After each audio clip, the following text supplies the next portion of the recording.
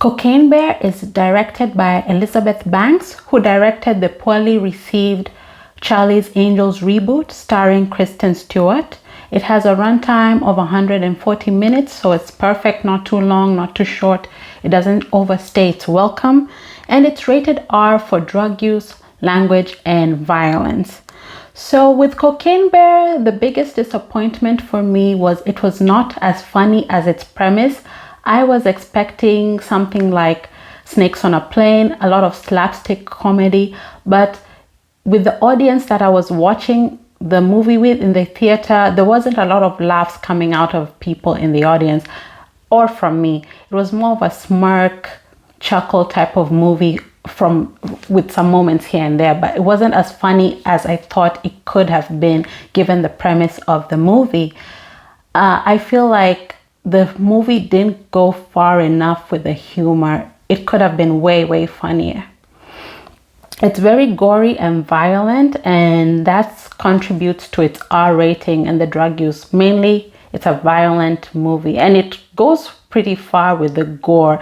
Sometimes the gore of Cocaine Bear almost changes the tone of the movie. It feels like we're going into a serious horror territory and we're moving out of the comedic tone of the movie. So yeah, it got almost too gory and violent at parts for me. Definitely not a movie you would want to go and see with kids.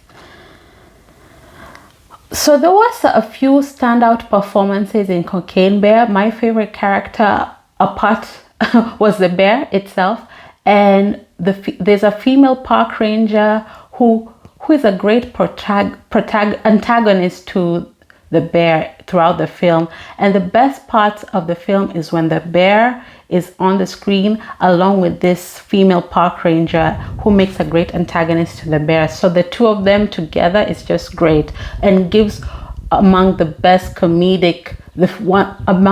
few comedic moments in this film. There's a scene with an ambulance and paramedics and the bear and the park ranger. That's the highlight of the whole thing.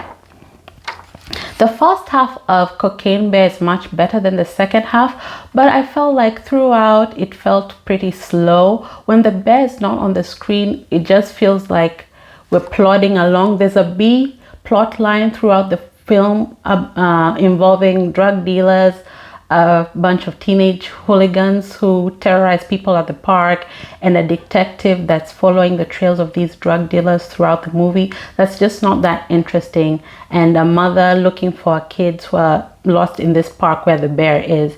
So that's the B plot line that's running through the film.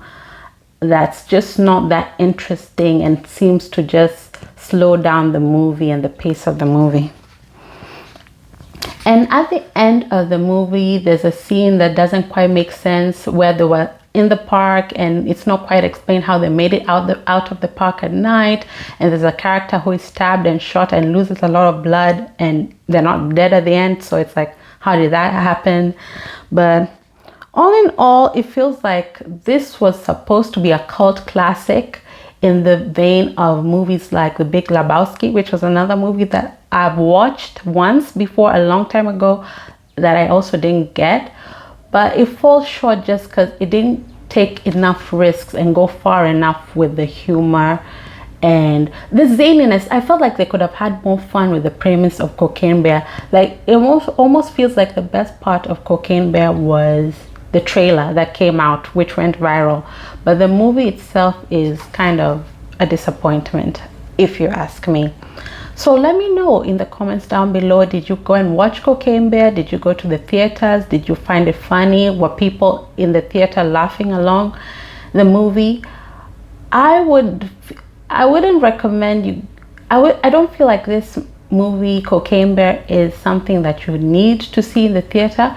You can just wait for it to come out on video and streaming and just watch it on a streaming platform. It's not a must-see at the theater, and it's honestly not that funny, and it's not family friendly, so don't take any kids or anything like that. So let me know in the comments down below what you thought of Cocaine Bear. Thank you.